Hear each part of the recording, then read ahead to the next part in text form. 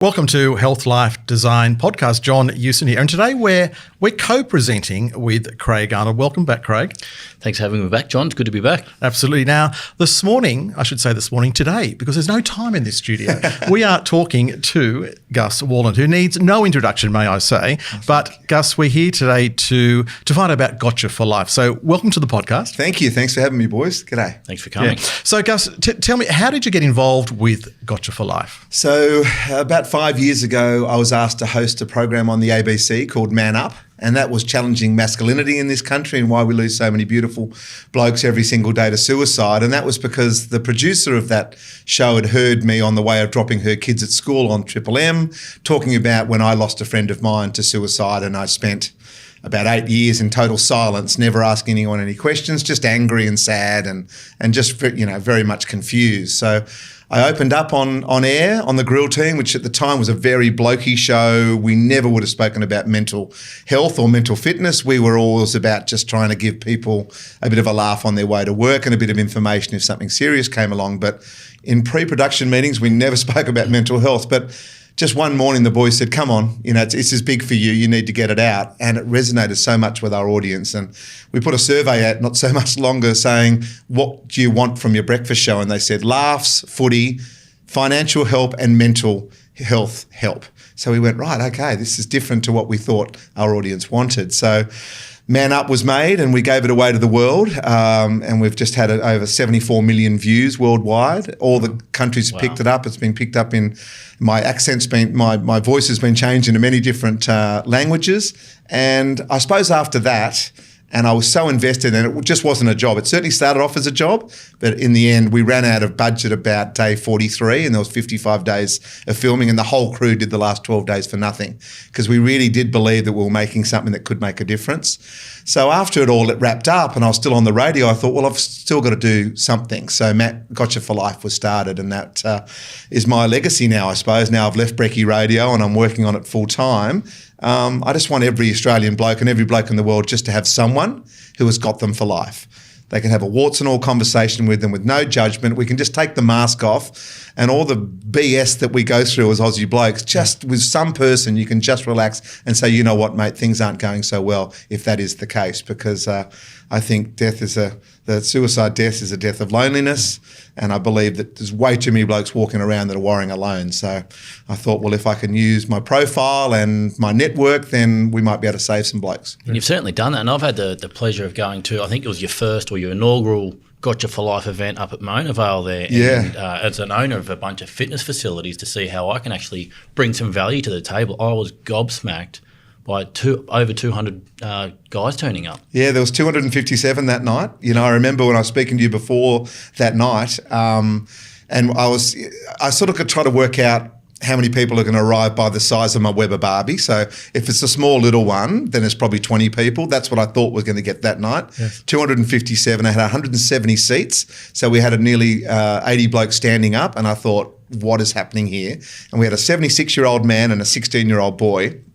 And the 16-year-old boy was the youngest in the room, and he stood up at one stage and said to his dad that he has suicidal thoughts. And now you could have knocked that father off with a feather. It was the biggest shock to him. He had no idea. And the communication now between those two guys, the son and the daughter, it started that night, and they still talk to me that their relationship is so much deeper. There's so much love there. The dad threw away the traditional dad behaviours, and they've just become great friends that share stuff. So those nights are amazing, and that's just part of the stuff we do. But if you build a safe environment, the blokes will talk. It's just that we never give ourselves the time to have a proper conversation, because we fill every gap with a smart-ass comment or a joke, which is great. Banter is brilliant, and Aussies are great at it.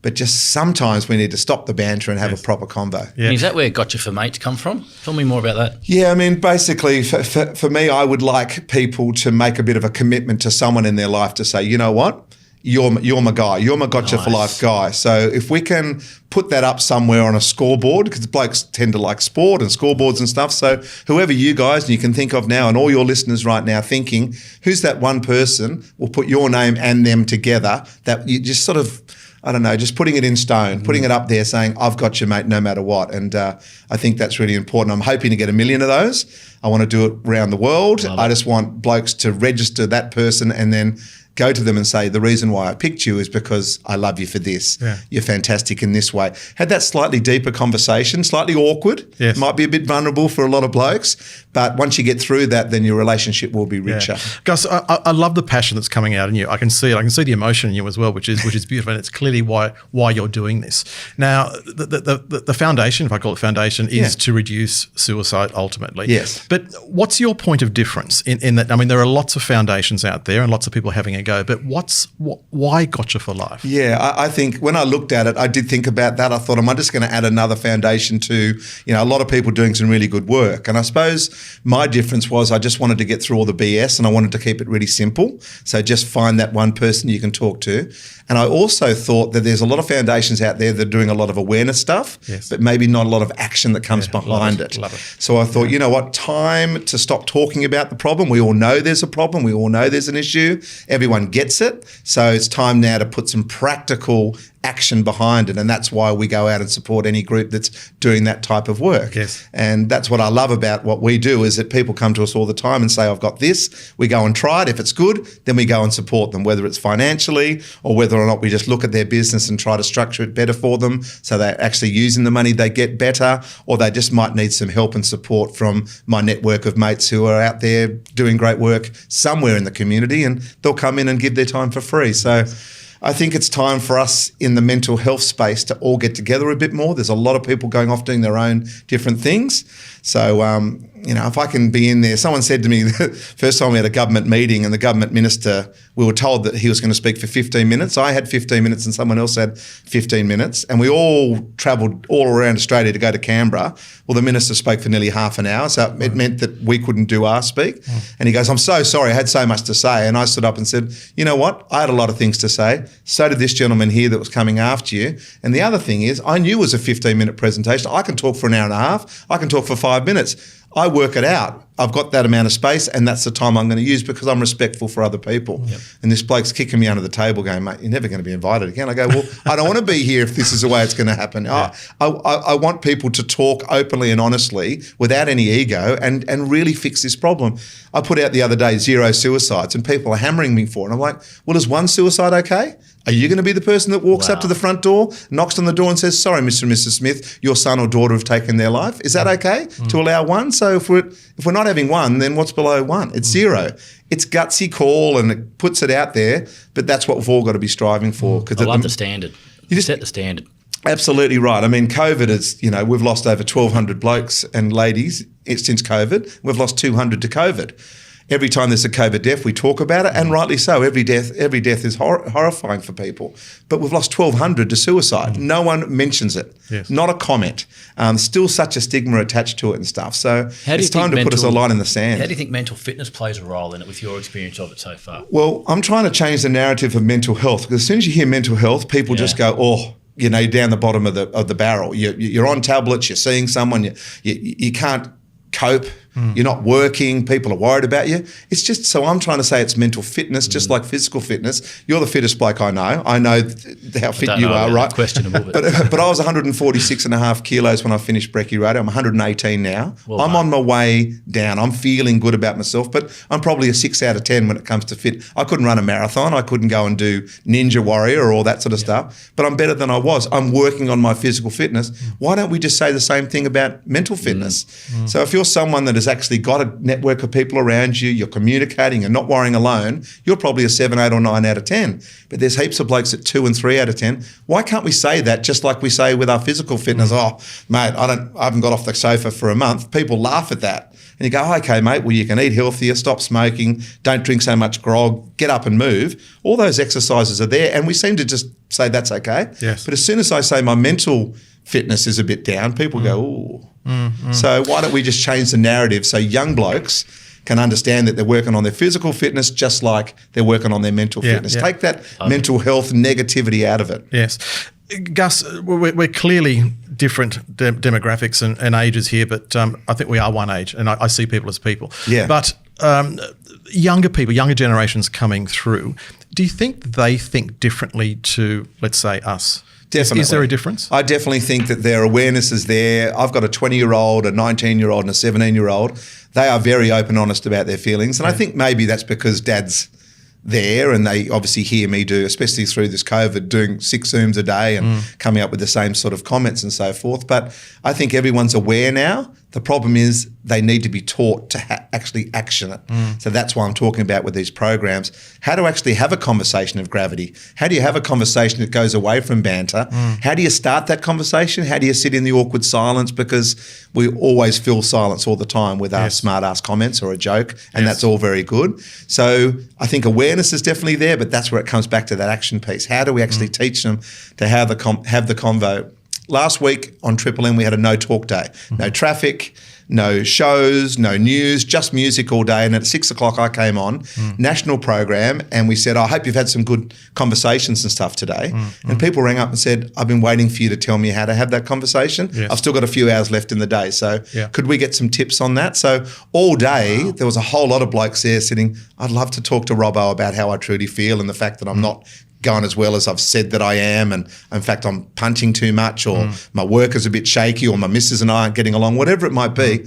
But I don't want to be that guy that drags the conversation down. I don't want to be that bloke who wants a deep and meaningful every 5 minutes or burst into tears. I don't quite know how to frame it properly to actually have a conversation. So we spent the hour doing that, and then the people through the night ringing up saying, I sat in the silence, I got it out. I got my mates to realise that I'm not going as well. I've taken the mask off for 5 minutes. And it's so beautiful when you hear that, especially when blokes are really on the brink of perhaps doing something silly, that you might have pulled them out of it just by giving them a little bit of information. I love the way you're normalising it, and for us to hear it as normal behaviour is part of the journey of success in getting through this.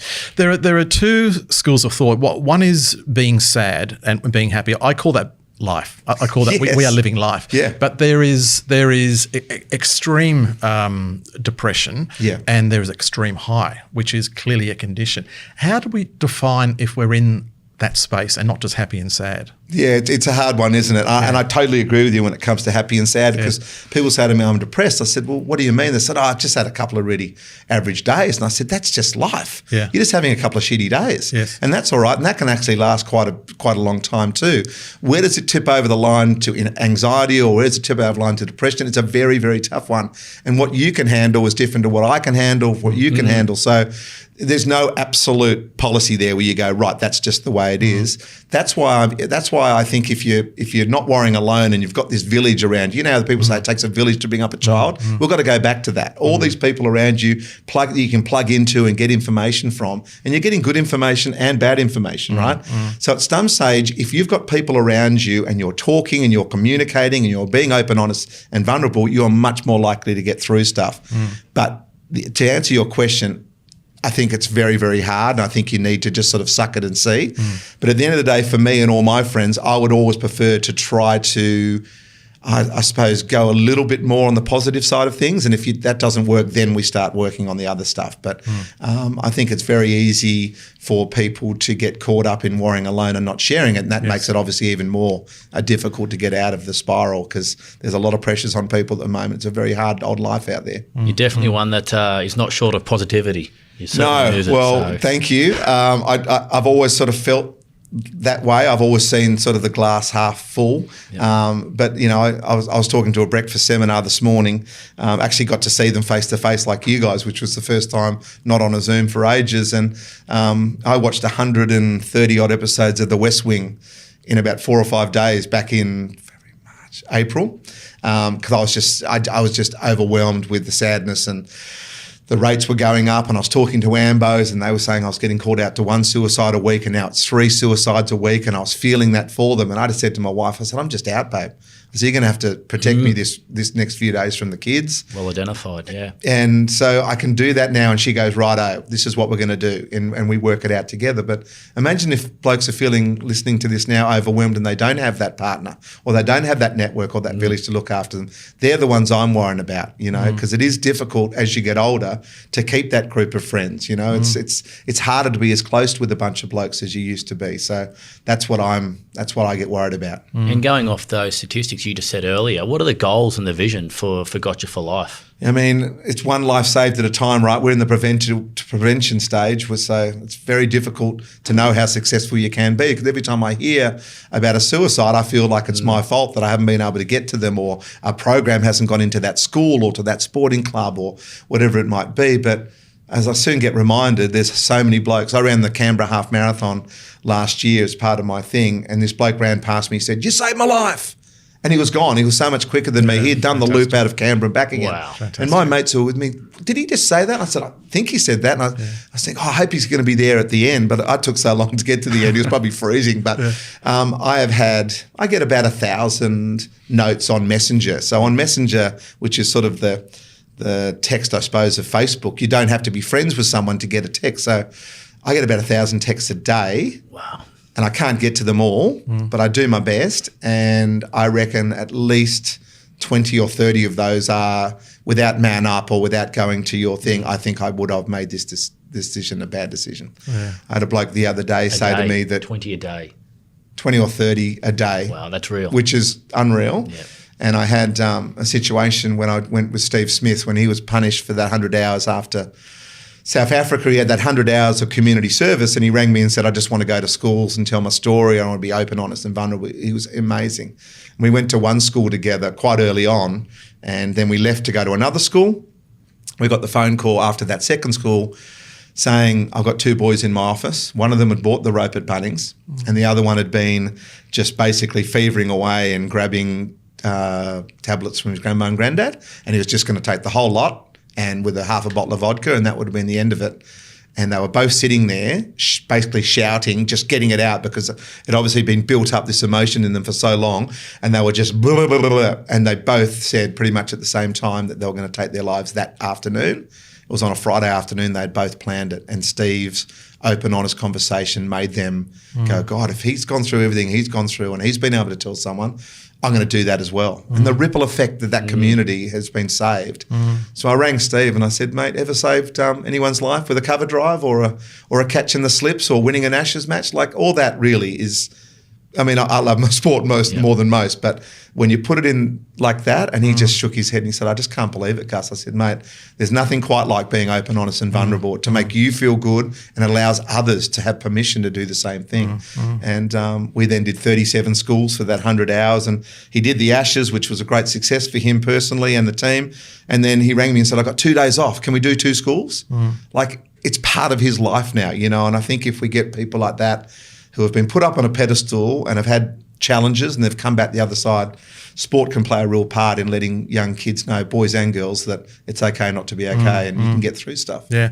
Gus, it's I love, my mission is to put voice behind brand and business, and also to allow people to see the people behind their brand. And I want people to recognise today that the tears in your eyes as you speak, and I can see it. You're so authentic with this, and I really appreciate the difference that you are making.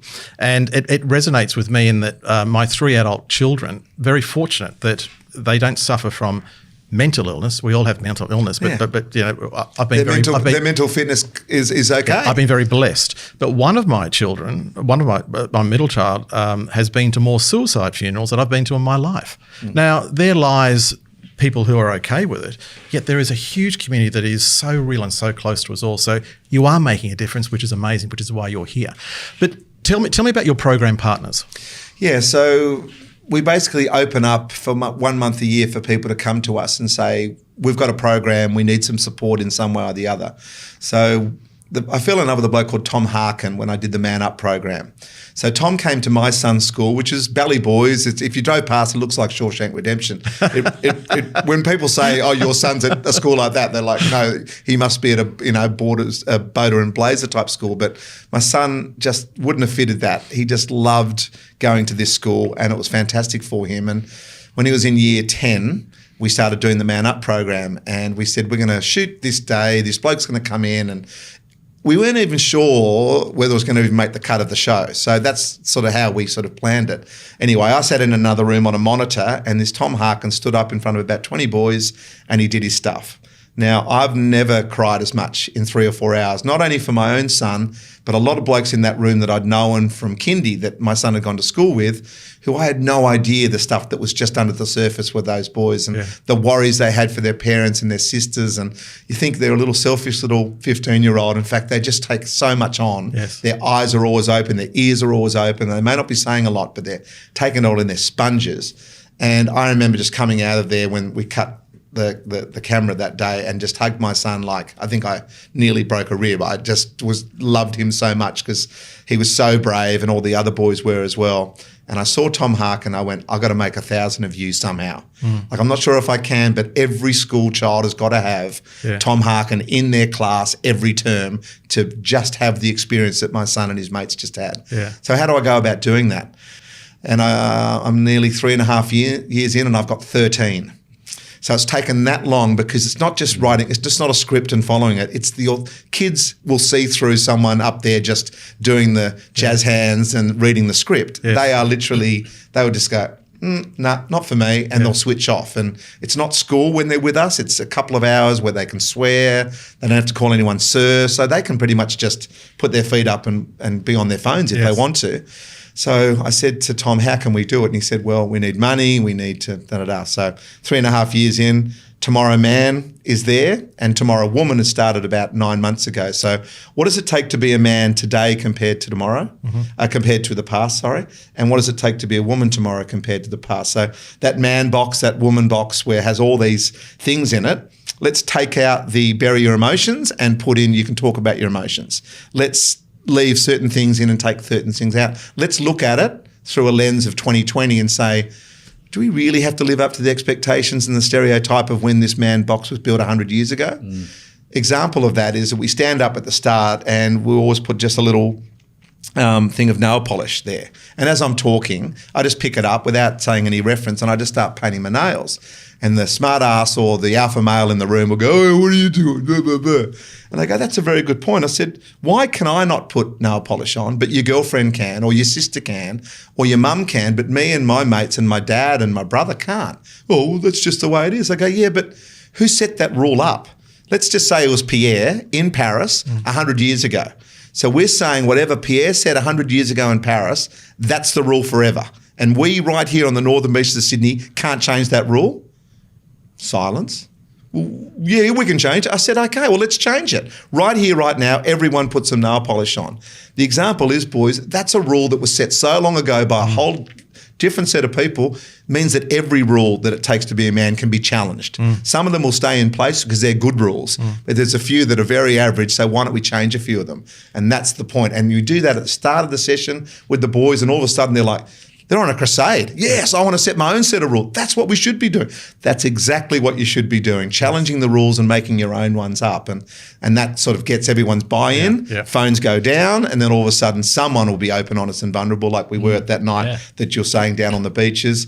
Someone will stand up and people are just in silence and in awe of the guts that it takes to stand up and say something that's really, really has so much gravity to it, and then all of a sudden someone else puts their hand up and then someone else. And then when you look around the room... Chain reaction, isn't it? That's right. You look around the room and you go, okay, we're all in this together. I've been worrying about something that he's been worrying about, we've all been worrying about finance, our relationship, our children, the future.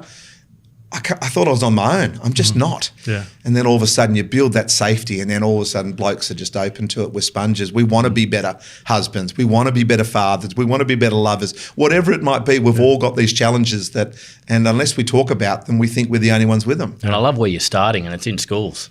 It's got to. I mean, I went down to Canberra. I had 20 minutes with ScoMo. We spoke about the NRL because I'm a Roosters fan. He's a Sharks. We spoke about that for 15 minutes and I was like, at some stage I've got to get out of this banter and actually talk to him about why I'm here. But the fact is I can have a chat to him now, which is great. I spoke to the education minister, the health minister, a few other ministers, and everyone gets it. The thing is we put so much money at things after they happen. We should be going in to educate people at the start. We should be building mental fitness from kindergarten. Tom. You know, and I think I volunteer for another foundation doing similar work, which is the Raise Foundation. I know John does as well. And, you know, I don't have any kids. And, the stigma and the stereotype that I got labelled with was, what are you doing here? Not in a bad way, not from the foundation, but it confused a lot of people. Why is there, a healthy young male in a school mentoring, teenagers? But the fact I had great mentors, as an athlete, but then I could actually see, like Tom, the effect of having a mentor in a school, and that was for only 1 hour. Absolutely. I mean, there was a bloke came up to me at the gym the other day, and he was a good-looking bloke. He was ripped. You could just tell that he was so healthy, and he was half Japanese, half Aussie. Aussie mum, Japanese dad, and he came up to me and said, "You're the mental health guy, aren't you?" I said, "That's right, mate." And he said, "Can I talk to you for a second?" Any excuse to get off the machines, right? I was like, "Yeah, no problem, mate." We went out to the car park, and he said, "What do you reckon I look like?" I said, "Mate, look $1 million, And he goes, "Well, I built myself up to this so no one asks me how I am, because they look at me and they automatically think I must have all the answers, that I'm flying and my life is great and I'm ticking all the boxes." He said, "Let me just say you something. I don't know if I'm gay or straight.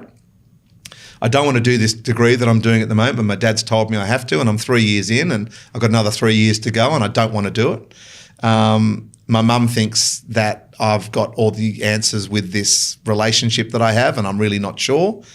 And he just rattled off 4 or 5 things. And I'm like, "Okay." And he goes, "The reason I come here and build up is because they just think my life is good." Wow. He can't even discuss it with his mum and dad. He had no one that he could talk to, and he just saw me and went, "I've just got to get it out." So I appreciated him sharing that with me, but I said, "Mate, I'm not going to be there for you every day. You need to find someone." And he said, "How do I even bring it up with my mates?" I said, "Just blurt it out. Blurt it out. They'll see in your face how hard it is to have that conversation. And if they're the right blokes who love you, they will just go, 'Oh, this is not a normal conversation. This is not just banter.' And I'm going to sit down and listen to him." I said, "But you've got to do it," because his head was exploding with all this stuff that was the confusion. Isn't that just amazing? And so I guess you must have felt incredibly proud that he actually felt comfortable to open up to you. Yeah, and I did feel what that. respect you've gained. And I'm very lucky. I've got a good mate, and we're very lucky that we've got mates around us. You've got good mates. Yeah. And I love the way you're normalising, mates, just get out there and talk to your mates, because you know what? That's all it takes, isn't it? It really does. Yeah. I've got a couple of blokes that I walk with every day, and there's 8 of us that walk on a Sunday. Yeah. But there's a WhatsApp group which has, blokes in it that live overseas as well. And, those blokes who live overseas, they really miss, like sometimes sending a photo of all the blokes there on a Sunday, arms around each other or having breakfast and a laugh and stuff.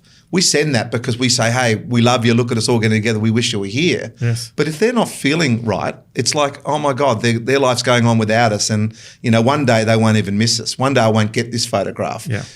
If I turned up in that group, would I even fit in anymore? All those doubts that go on in the head. Yes, yeah. But if you're continually talking and the photo's just an added bonus to an odd voicemail or a FaceTime or whatever it might be, all of a sudden they feel a part of something, even though they live so far away. And blokes that you think's lives are just so awesome that you couldn't possibly top them. Yes. They're the ones that actually want normality. Absolutely. And most of us actually do just want normality, and they want genuine love and friendship. And that can only come by being open, honest and vulnerable. Absolutely. Yeah. Otherwise, it's just another mate who you just have banter with. Yeah. Gus, we could talk for hours, and thank you for making a difference, and thank you for allowing us to make a difference as well. How do people find out about Gotcha4Life? Yeah, so Gotcha4Life's got a website called Gotcha4Life.org. There's a donate button on there. That's always great if someone can afford anything. I know people are going through tough times, but we're millions of dollars down on where we thought we'd be fundraising wise. But we'll hang in there. But I said, as I say to people, we'll never be needed more than in the next couple of years. The government, I think, has done a great job. September's coming. They've extended it into next year, but at some stage the tap's got to be turned off. We don't know what's happening with COVID, so people are going to be going through all sorts of stuff with their mental fitness moving forward, and we need more facilitators, we need more programs, and we need it more than ever. So anyone that can support us, I would really appreciate it. Thank you for being part of Health Life Design. It's an absolute pleasure. Enjoyed it. And thank you, Craig, for making a difference. Thank you. Thanks for having me. Good And on just you, before we Craig. leave, I think I'd like to just finalise with a couple of questions. What's some tips that people can take away just in the short term? Be open, honest and vulnerable. So when you sit there and go, should I say something? Say it. We stop ourselves because we're worried about people saying, oh, he hasn't got his shit together. We all haven't got our shit together. We're all bumbling through. Right. We're all doing Just our do it. best. Just say it. Just, Nike did it pretty well. Just do it. Just do it. Have a crack, and you might not get the right response, but hopefully you do, and then your friendship's so much more richer. Yeah. I talk to blokes about not worrying alone. The only way we'll get to zero suicides is by sharing our true, honest, authentic stories, and then make your bed every morning. Because if you make your bed every morning, you can have a shit day.